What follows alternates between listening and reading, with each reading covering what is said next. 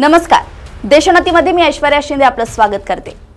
अभिनेत्री प्राजक्ता माळीनं मुख्यमंत्री देवेंद्र फडणवीस यांची भेट घेत भाजपा आमदार सुरेश धस यांच्यावर कारवाईची मागणी केली आहे। यावेळी प्राजक्ता माळीनं आमदार सुरेश धस यांच्या विरोधात तक्रार केली आहे, तसेच मुख्यमंत्र्यांना निवेदनही दिलंय।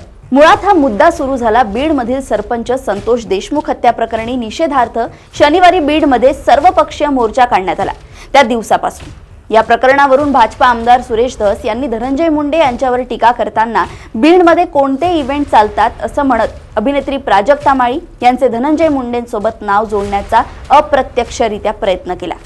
सुरेश धस यांच्या वक्तव्यानंतर शनिवारी प्राजक्ता माळीनं पत्रकार परिषद घेत धस यांनी जाहीर माफी मागावी अशी मागणी केली होती।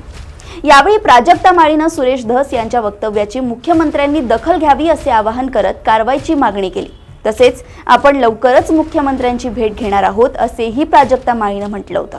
यानंतर रविवारी तिने मुख्यमंत्र्यांना भेटण्याची वेळ मागितली होती आणि मुख्यमंत्र्यांकडून प्राजक्ताला भेटण्यासाठी वेळही देण्यात आली होती।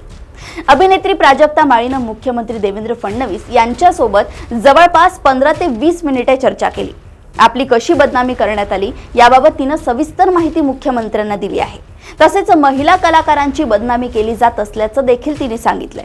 प्रसार माध्यम देखील चुकीच्या बातम्या चालवतात, याविषयी एखादा कायदा करण्यात यावा अशी मागणी तिने केली आहे। महायुती सरकारकडून महिलांचा आदरच राखला जाईल, कुणाच्याही प्रतिमेला बाधा पोचणार नाही किंवा कुणाचीही बदनामी होणार नाही, तुमच्यावर अन्याय होणार नाही, तुम्हाला सरकारकडून न्याय मिळेल। या राज्यात महिलांचा नक्कीच आदर राखला जाईल, जे चुकीचे आहे त्यांची चौकशी करून त्यांच्यावर कारवाई करण्यात येईल असे आश्वासन मुख्यमंत्री देवेंद्र फडणवीस यांनी अभिनेत्री प्राजक्ता माळीला दिल्याची माहिती समोर आली आहे। आमदार सुरेश धस यांच्या विरोधात प्राजक्ता माळीनं राज्य महिला आयोगाकडे तक्रार देखील दाखल केली आहे।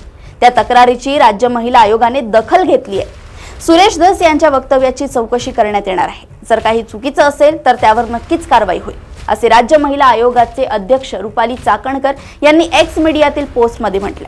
राज्यात महिलांचा आदर हा राखला गेलाच पाहिजे असे राज्य महिला आयोगाच्या अध्यक्षांनी म्हटले आहे। आमदार सुरेश धस यांनी कोणतंही वेगळं बोलणं नसल्यानं माफी मागणार नाही अशी भूमिका घेतली आहे।